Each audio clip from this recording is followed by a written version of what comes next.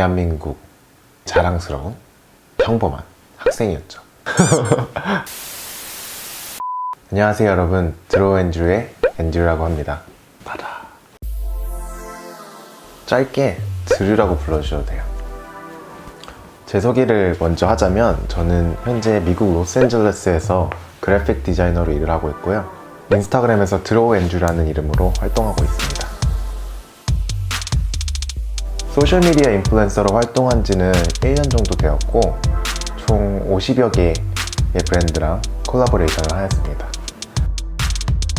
여기서 말하는 콜라보레이션이란, 브랜드에서 스폰서십을 통해 저에게 제품이나 서비스를 협찬을 해주면 그것을 가지고 제가 저만의 방식으로 컨텐츠를 제작해서 제 소셜미디어 채널에 홍보를 하는 것을 말합니다.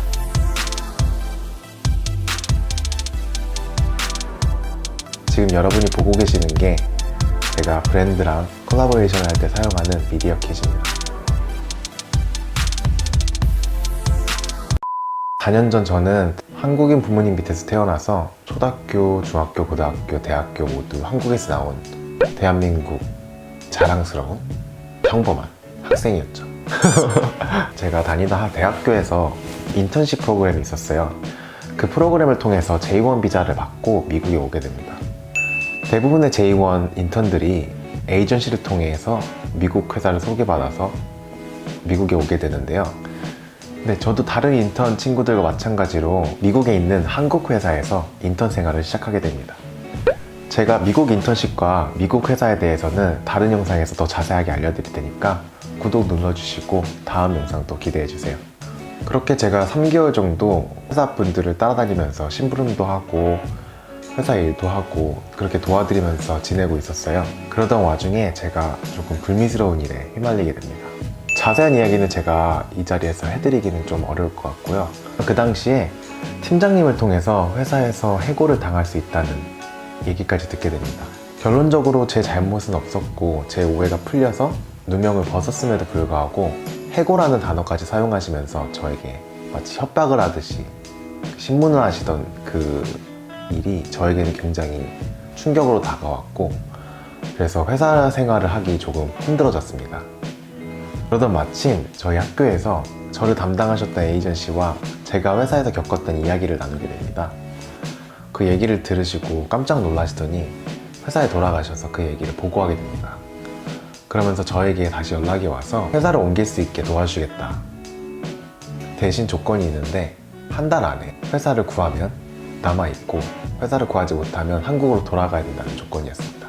근데 저는 사실 1년간 미국 문화를 체험하기 위해서 왔기 때문에 준비된 이력서라든지 포트폴리오가 전혀 없었죠.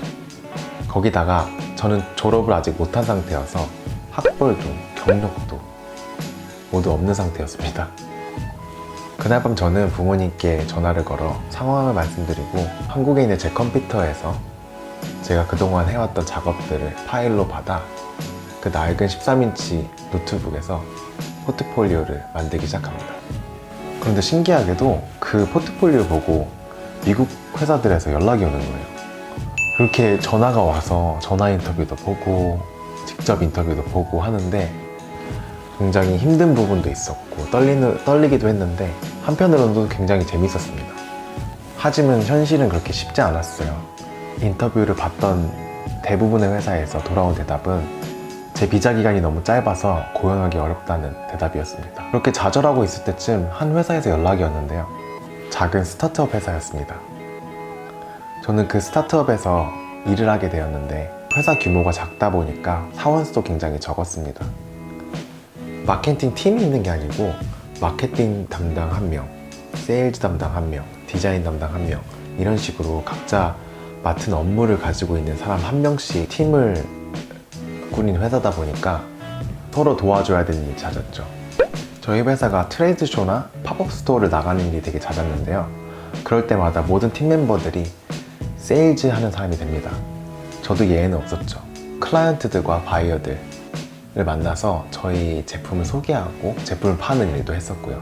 이렇게 정신없는 회사였고 시스템도 잘 정비되어 있지 않은 회사였는데 저는 되게 만족하고 행복하게 회사를 다녔던 것 같아요. 첫 번째 이유는 제가 유일한 한국 사람이고 외국인이었기 때문에 일을 다 영어로 해야 하는 상황이었습니다.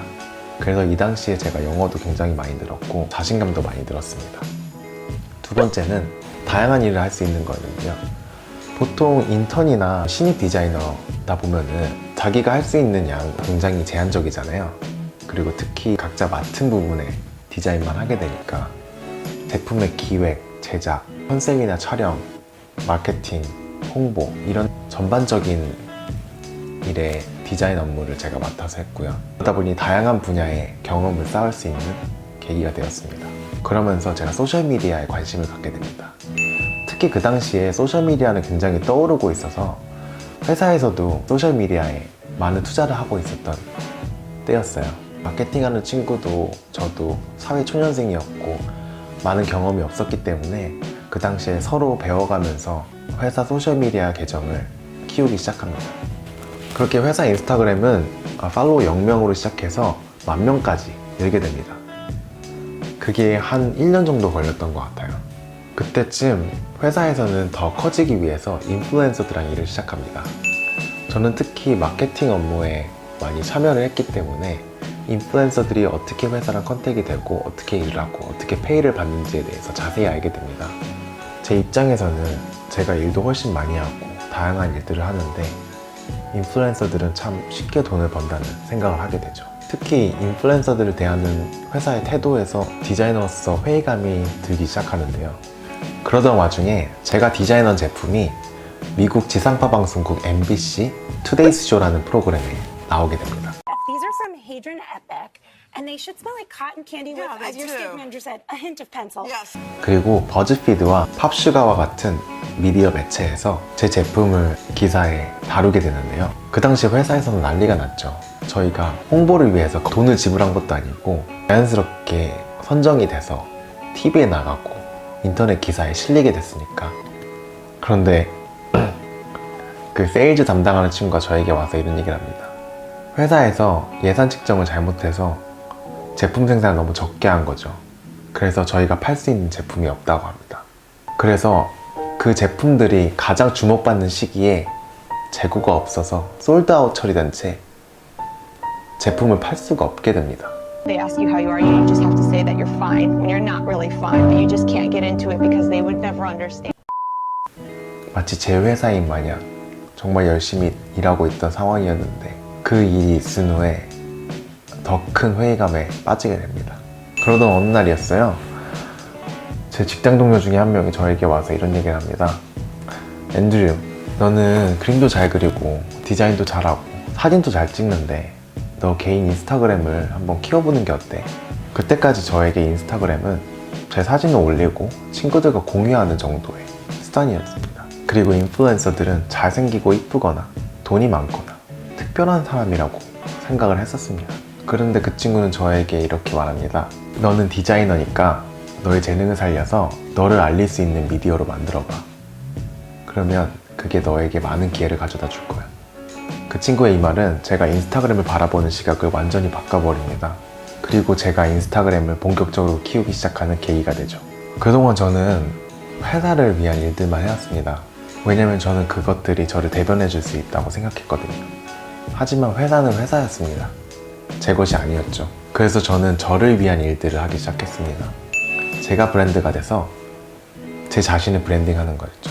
그동안 제가 회사 인스타그램을 키우면서 쌓았던 노하우나 경험들이 있었기 때문에 그렇게 어렵지 않았습니다. 처음 시작과 동시에 3개월 만에 10,000명이라는 팔로워 수를 만들었고 큰 숫자는 아니었지만 저에게는 그게 굉장히 큰 성공이었어요. 현재는 50,000명의 팔로워를 갖게 되었습니다. 그리고 그동안 50여 개의 브랜드를 홍보하는 인플루엔서로 활동하였고 현재도 꾸준히 협찬 제의가 들어오고 있습니다. 그뿐만 아니라 인스타그램을 통해서 디자인 의뢰도 들어옵니다. 현재 저는 3개의 프로젝트에 일을 하고 있는데요. 그 중에 한 회사는 호주 애들레이드에 있는 뷰티 회사입니다. 이렇게 인스타그램은 저에게 있어서 저를 알리는 홍보의 수단도 되었고 많은 기회를 가져다 줄 역할도 하게 되었죠. 마치 그 친구가 저한테 얘기했던 것처럼요. 마지막으로 제가 하고 싶은 얘기가 있는데요. 예전에 저는 제 자신을 항상 저평가해왔습니다. 편한 외모도 아니고 돈이 많은 것도 아니고 네이티브 스피커도 아니고 학벌이 좋은 것도 아니고 작은 나라에서 온 이방일 뿐이야. 나는 제가 만든 한계라는 울타리 안에 저 스스로를 가두고 있었습니다. 하지만 제가 그런 태도를 바꾸고 저를 다시 보기 시작하니까 제가 변하고 상황들이 변하고 저를 바라보는 세상의 시선이 달라졌습니다.